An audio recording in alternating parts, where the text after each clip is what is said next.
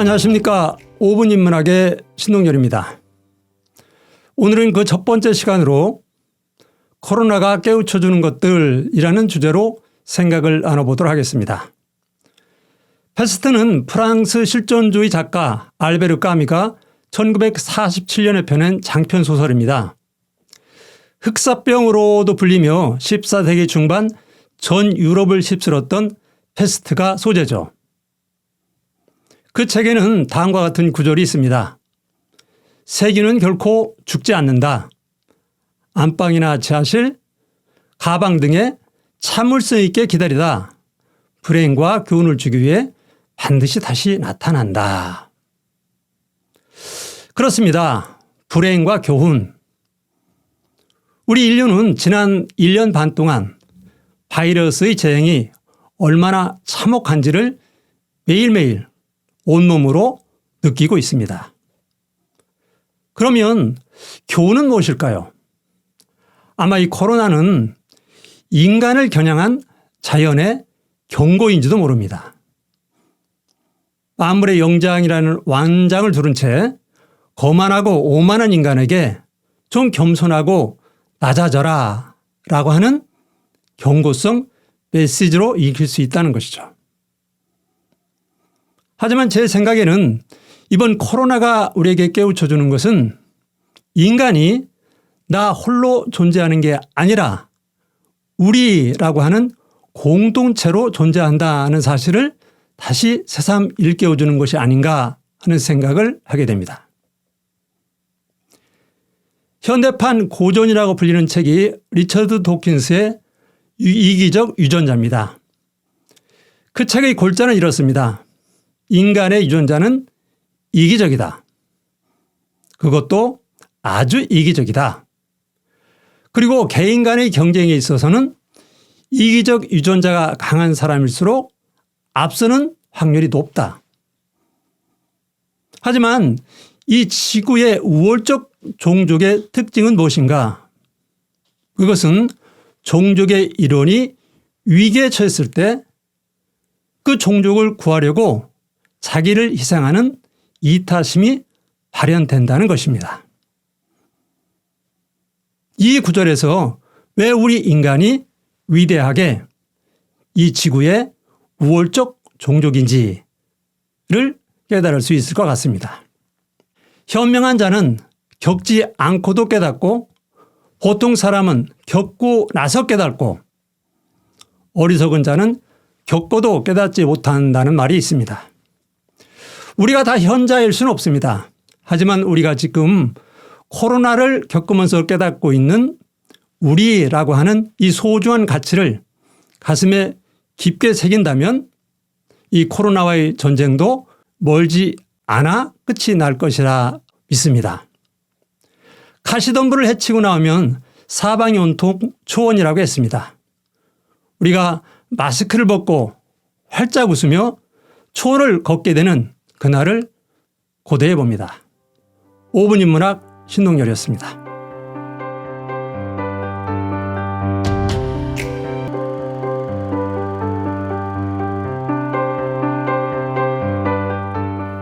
안녕하십니까. 5분 인문학의 신동열입니다. 오늘은 너 자신을 알라라는 주제로 생각을 나눠볼까 합니다. 세상에서 가장 험한 길은 내가 나를 찾는 길입니다. 그건 가깝고도 먼 길이죠. 올 곳이 나를 아는 것, 허상을 버리고 진상으로 돌아가는 것, 그게 철학의 여정이죠. 반짝이는 껍질에 혹하지 않고 안을 내밀히 들여다보는 힘, 그게 바로 인문의 힘인 거고요. 너 자신을 알라는 소크라테스를 부르는 다른 이름입니다. 동양고전의 횃불 논어도 배울 학으로 시작해 알지로 끝을 맺습니다. 안다는 것, 자신을 바로 안다는 것, 이것은 동서양을 통틀어 철학의 시작이자 끝인 셈이죠. 내가 나를 모르면 내가 세상에 들이대는 잣대는 결국 다 헛눈금인 셈이죠. 하지만 내가 나를 안다는 게 참으로 어렵습니다. 이성의 통치자이자 괴물 스핑크스를 물리친 오이디푸스도 정작 자신이 누구인지는 몰랐습니다. 엄청난 비극은 거기에서 싹을 텄고요. 장영희 선생님의 생일에는 이런 구절이 있습니다. 아침마다 우리는 가면을 쓰고 갑옷을 입고 세상이라는 전쟁터로 나간다. 그렇습니다. 가면을 쓰고 갑옷을 입으니 내가 나를 바로 볼 수 없는 거죠. 혹여 속살이 드러날까 칭칭 동여매니 내가 나를 볼 수 없는 거죠. 그러니 내가 나를 속이고 때로는 나에게 내가 속는 거죠. 세상을 비추는 빛은 내 안에서 새어 나와야 합니다. 내 안이 캄캄하면 태양이 아무리 찬란해도 결국 새벽인 거죠. 어리석은 사람은 남의 흠을 비추는데 밝고 현명한 사람은 자신 안을 비추는데 밝습니다. 2500년을 훌쩍 넘어 소크라테스는 여전히 우리에게 묻습니다. 너 자신을 알라? 너 자신을 아느냐? 이제 그의 물음에 우리 모두가 답을 할 차례입니다. 5분 인문학 신동열이었습니다.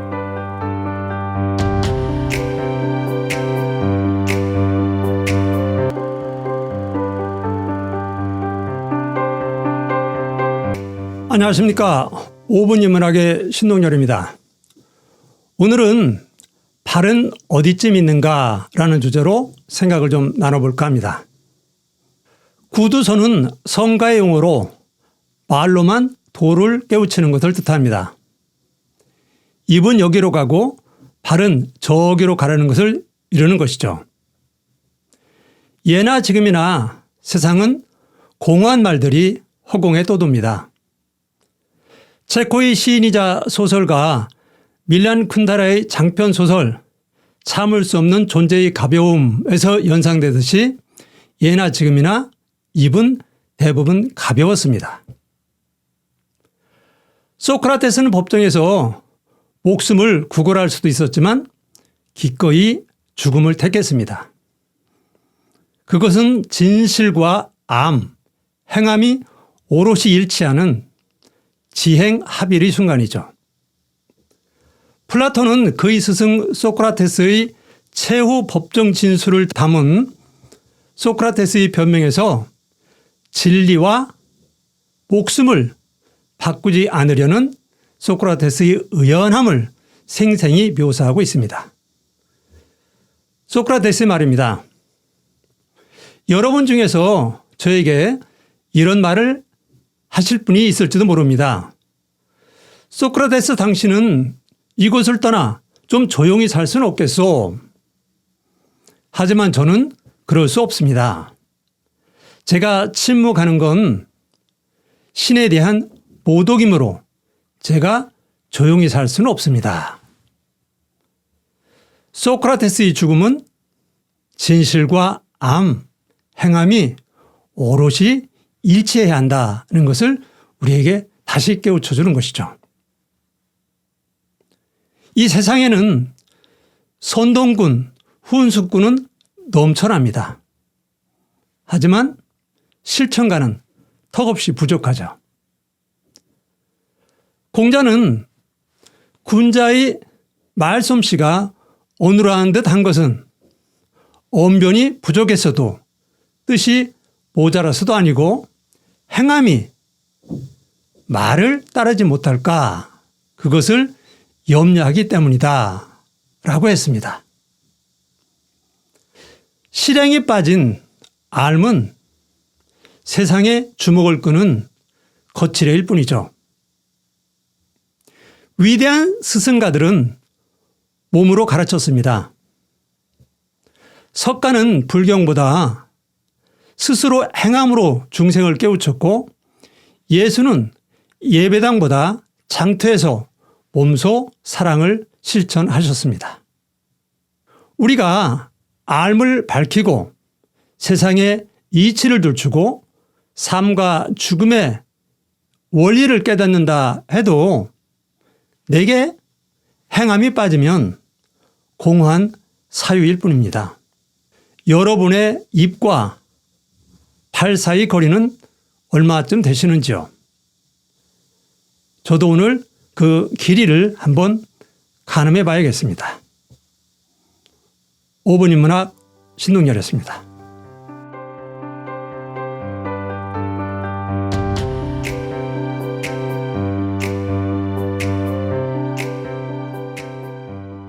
안녕하십니까. 5분 인문학의 신동열입니다. 오늘은 나름의 사정이라는 제목으로 생각을 좀 나눠볼까 합니다. 누구나 나름의 사정이 있습니다. 한비자는 사물은 나름의 이치가 있어 서로 다그칠 수 없다고 했고, 모리스 마테르링크는 파랑새에서 왜 사람들은 남들을 이해하지 못할까? 참으로 딱한 노릇이지 라고 개탄했습니다. 누구나 자기 기준으로 세상을 판단합니다.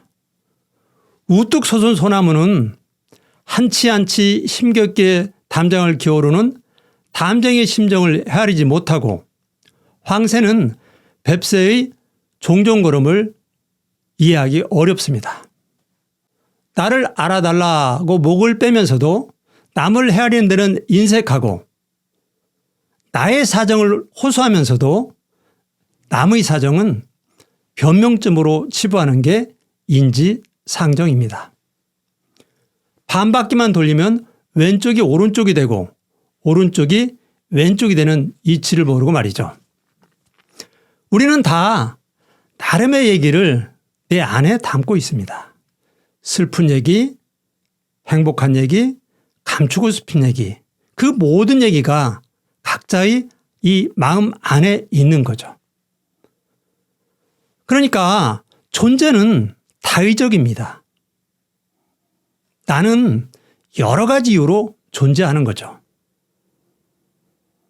우리가 흔히 너는 내가 제일 잘 알아 라고 하는 말을 쓰는데, 어쩌면 그 말은 성급하고 어리석은 말일 수도 있습니다.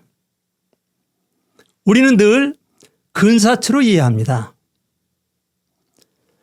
창가에 비치는 고즈넉한 농촌의 풍경에 농부의 땀은 보이지 않습니다. 잎새 사이를 비집고 내려오는 가을 햇살은 맑고 청량하지만 끝자락을 예감하는 가을의 잎새, 그 마음은 헤아리지 못합니다. 우리는 누구나 그런 만큼 담습니다. 물이 얕으면 종지 하나도 띄우지 못하죠. 내 품이 넓고 깊어야 그 안에 남의 이야기를 담고 그 사정들을 헤아릴 수 있는 것입니다. 그 헤아림의 힘이 바로 인문인 것이고요. 그 헤아리는 과정이 바로 한 사람이 성숙해가는 과정인 거죠. 니코스 카잔차키스의 히라빈에게 이 말을 이라는 책에는 헤아림을 되새겨 볼 만한 대목이 있습니다. 주요, 지옥이 존재한다는 사실을 알면서 제가 어찌 천국의 기쁨을 누리겠습니까? 그들의 죄를 사하여 천국으로 들여보내 주시던지 저를 지옥으로 보내 그들의 고통을 위로하게 하소서.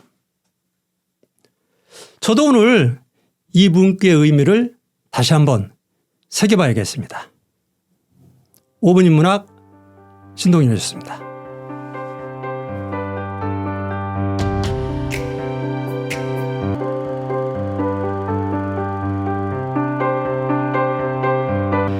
안녕하십니까. 신동열의 5분 인문학입니다. 오늘은 왜 인문학인가 하는 질문에 답을 좀 해볼까 합니다. 세상은 두 개의 바퀴로 움직입니다. 하나의 바퀴는 기술이고요. 또 하나의 바퀴는 사유입니다. 이 두 개의 바퀴가 적절히 균형을 이뤄야 세상이 뒤뚱되지 않고 덜컹대지 않습니다. 기술은 진화로 이어지고 사유는 거미들처럼 촘촘히 엮여 다양한 형상을 빚어내죠. 바로 이것을 우리가 인문이라 이렇게 정의할 수 있는 거죠. 기술과 인문은 토양이 조금 다릅니다. 기술의 토양은 각박합니다. 쫓고 쫓기는 전쟁터 같은 거죠. 신기술이 구기술을 밀쳐내고 그 자리를 차고 앉습니다. 인문은 그렇지 않죠. 내 색깔로 살지만 다른 색깔을 배척하지 않습니다.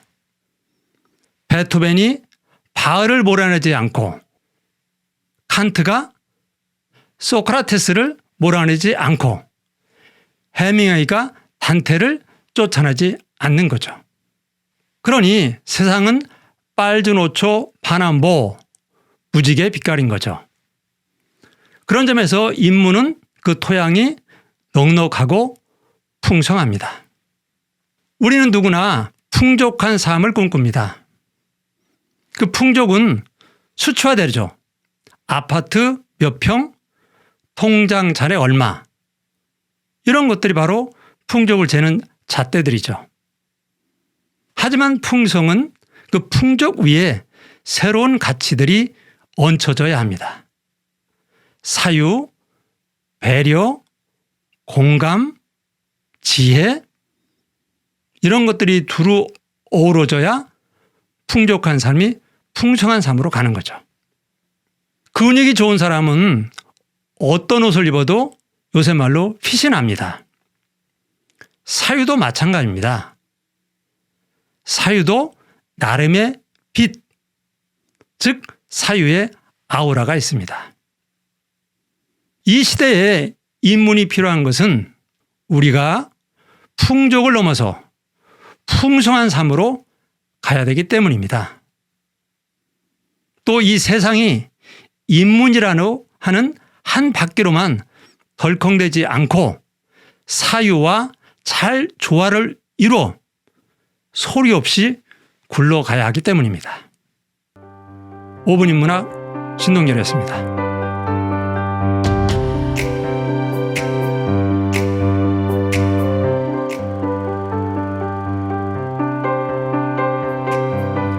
안녕하십니까. 5분 인문학의 신동열입니다. 오늘은 어디로 가고 있는가 라는 주제로 생각을 나눠볼까 합니다.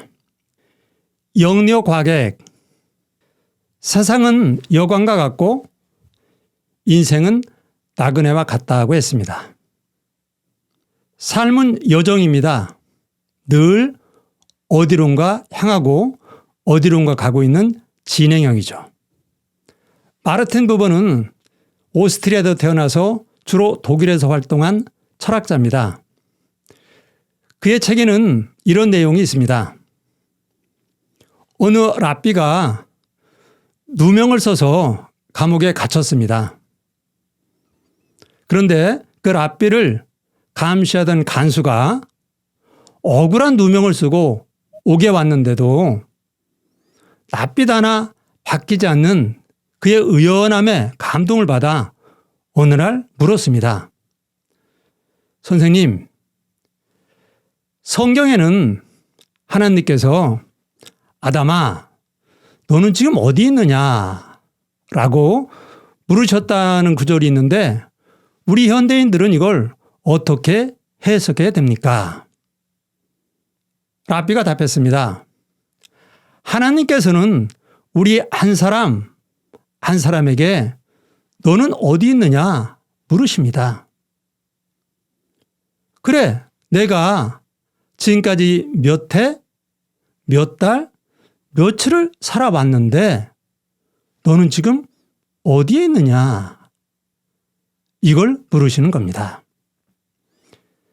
인문은 스스로 묻고 스스로 답하는 여정입니다. 세상은 흔히 묻습니다. 방법을 묻습니다. 돈을 어떻게 버느냐 묻고 권력은 어떻게 손에 쥘 수 있느냐 그 방법을 묻습니다. 그런데 인문은 방법에 앞서 그 본질과 방향을 묻습니다. 나는 누구인가? 돈, 권력은 무엇인가? 나는 어디로 가고 있는가?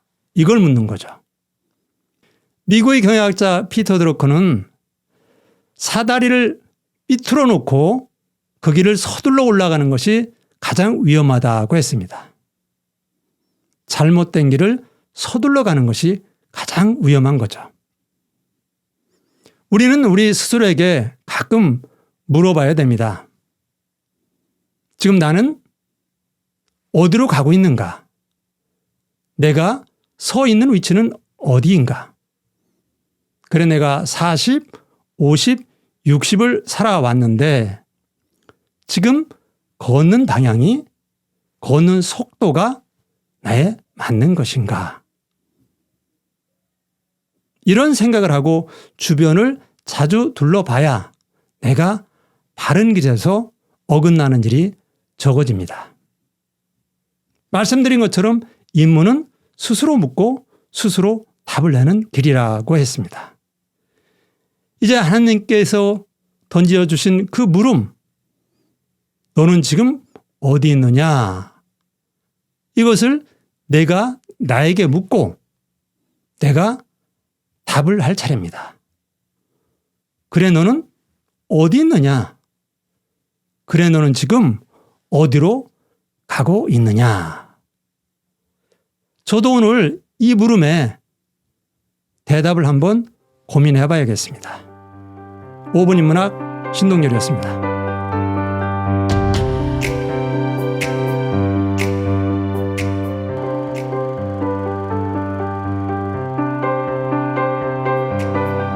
안녕하십니까. 5분 인문학의 신동열입니다.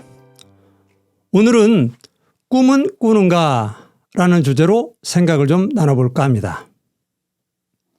삶의 빛깔은 꿈으로 바뀝니다. 꿈을 꾸는 노년은 삶이 반짝이고 꿈이 없는 청춘은 삶이 두렵게 바래집니다. 삶은 꿈을 먹고 산다고 했습니다. 꿈은 육체나 영혼에게 모두 찬란한 자양분이죠. 가능태와 현실태는 아리스토텔레스 형이상학 철학의 뼈대가 되는 개념입니다.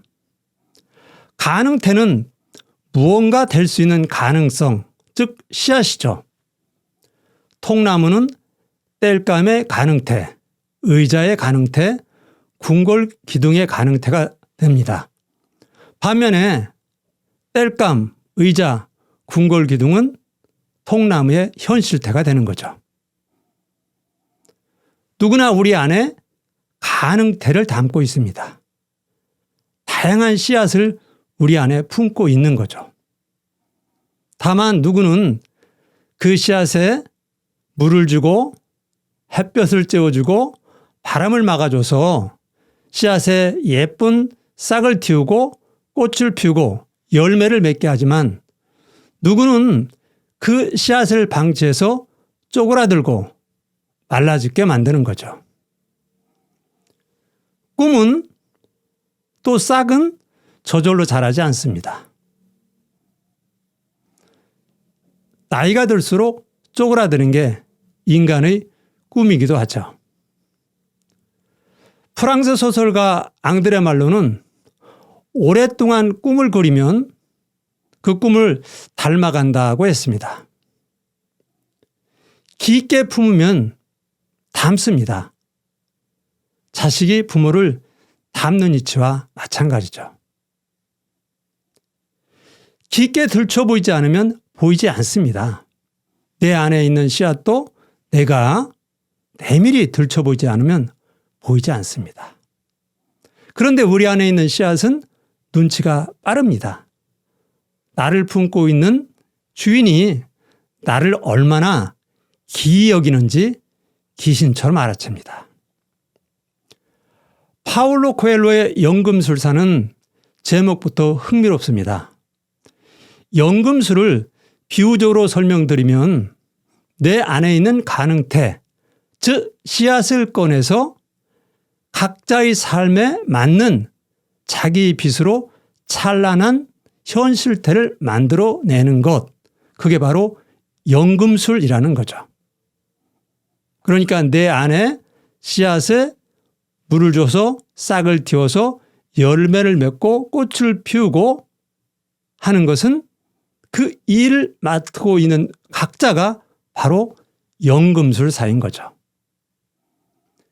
여러분 모두가 삶에 빛나고 찬란한 연금술사가 되시기를 응원합니다. 5분 인문학 신동열이었습니다.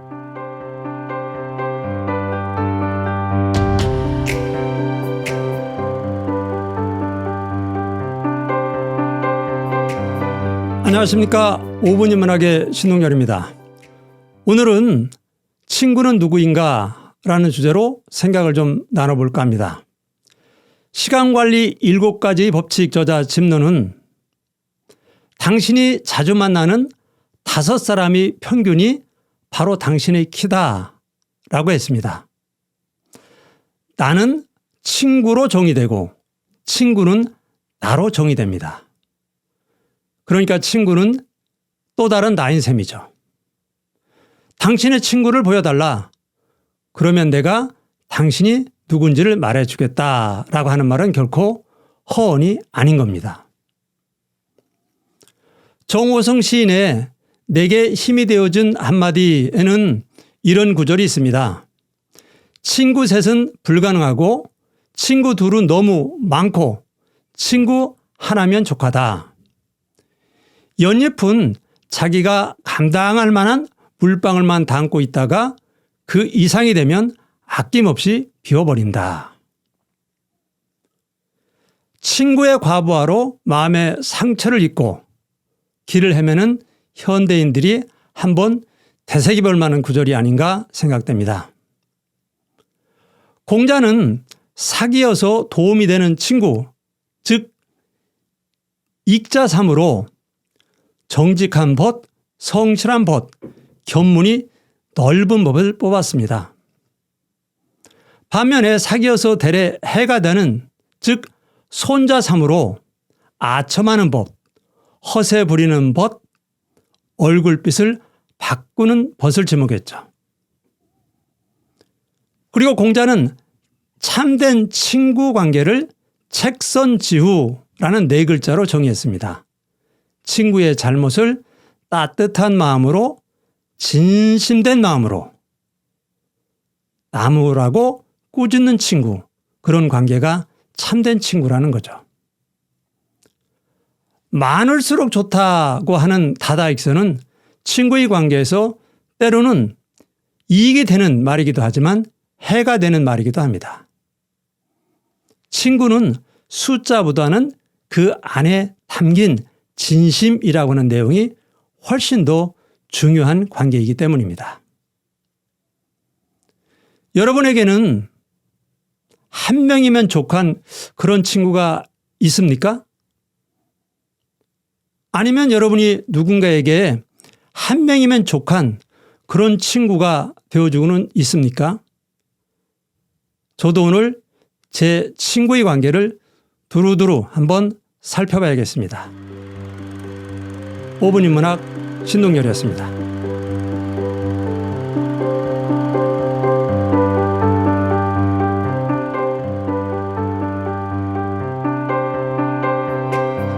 안녕하십니까. 5분 인문학의 신동열입니다. 오늘은 경험의 함정이라는 주제로 생각을 좀 나눠볼까 합니다. 우리는 2마리의 개를 데리고 다닌다. 한 마리는 편견이고 또 한 마리는 선입견이다. 우스갯말 같지만 인간 인식의 오류를 날카롭게 풍자한 말입니다. 베이컨과 데카르트는 철학의 암흑이라고 불리는 중세를 건너서 근대의 문을 연 두 철학자입니다. 두 철학자의 공통 키워드는 인식론입니다. 인식론은 우리가 암과 진리에 어떻게 다가갈까 하는 방법론이죠. 데카르트는 인간이 경험이 없어도 이성으로 진리에 접근할 수 있다고 했지만 베이컨은 경험이라는 디딤돌을 딛고 우리가 암과 진실로 다가가야 한다고 말했습니다. 경험론과 합리론이죠. 경험을 중시한 베이컨도 경험을 맹신하지는 않았습니다. 경험의 한계를 이미 간파한 거죠. 그는 편견이나 선입견으로 인한 인식의 오류를 우상이라고 표현했습니다. 종족의 우상, 동굴의 우상, 시장의 우상, 극장의 우상, 이른바 4대 우상이 그것이죠. 종족의 우상은 우리 인간이라고 하는 종족이 공통적으로 갖고 있는 인식의 오류나 편견을 뜻하는 것입니다. 그러니까 인간은 이성적 동물이다. 인간은 만물의 영장이다. 라고 하는 말 자체가 자칫 종족의 우상이 될 수도 있는 거죠.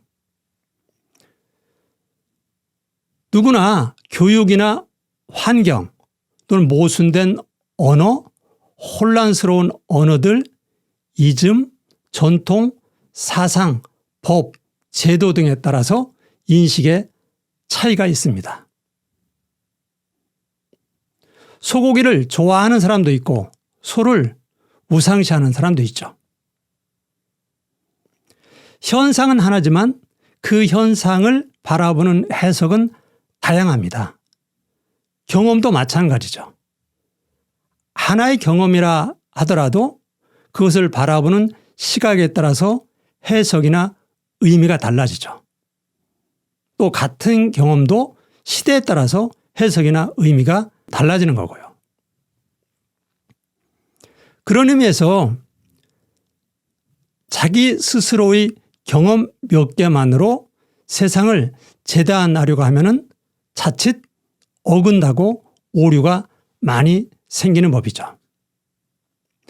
우리는 흔히 나이 들면서 내가 해봐서 알아. 내가 겪어봐서 알아.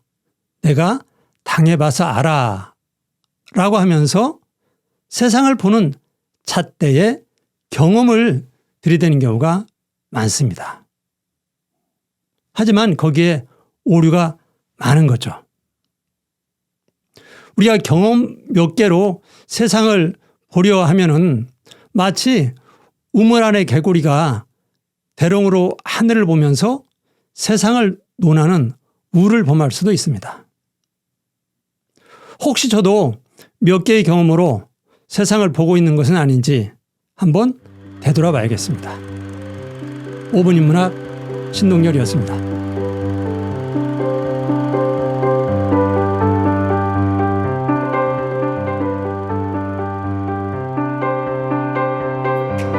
안녕하십니까.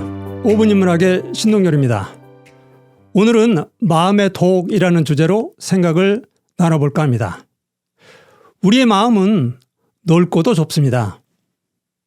세상을 다 품다가도 좁쌀 하나 담지 못하기도 하죠. 우리 안에는 여럿이 모여 삽니다. 선도 있고 악도 있고 독도 있고 약도 있습니다. 남을 찌르기도 하고 그 상처를 보듬기도 하죠. 마음은 늘 오락가락 출렁댑니다. 그러니 세상에서 최고의 이야기꾼은 바로 마음인 셈이죠. 신의 죽음을 선언한 철학자가 독일의 니체입니다. 한 철학자의 선언으로 신이 죽고 살 리는 없겠지만 현대 철학자의 절반 이상이 니체 덕분에 밥을 먹고 산다고 할 정도로 현대 철학에서 니체가 차지하는 위상은 뚜렷합니다. 그는 인간의 속내를 꿰뚫는 많은 말들을 남겼습니다. 그중 제가 가끔 새겨보는 명구가 있습니다. 베푼 선행을 마음에 오래 담으면 결국 독이 된다. 오늘은 이와 관련해 제 졸시 한 편을 읽어드리겠습니다. 독. 나는 니체를 좋아한다. 신은 죽었다는 그런 거창한 얘기는 잘 모르지만 음흉한 인간 속내 그 구석을 찌르는 송곳이 날카롭다. 니체는 말했다. 그대 베푼 작은 선행 머리에 오래 담아두면 훗날 독이 된다고. 어느 날 내 맘에도 독이 생겼다. 어줍잖은 그 작은 것들 애처롭게 매달려 온몸에 독을 퍼뜨린다. 니체의 말이 떠오른다. 무릎치고 새긴 그 말. 왠지 민망하고 부끄러워 씩 웃었다. 찹스러운 것 절반쯤 우수수 떨어진다. 또 한 번 호탕하게 웃으며 남은 것마저 털어낸다. 그렇습니다. 베푼 선행, 베푼 마음을 내 안에 오래 품고 있으면 섭섭함으로, 아쉬움으로, 때로는 노여움으로 돌아와 결국 마음에 독이 됩니다. 혹여 여러분 마음속에서 독이 되려고 하는 것들이 있습니까? 호탕하게 웃으시면서 한번 훌훌 털어내시죠. 5분 인문학 신동열이었습니다.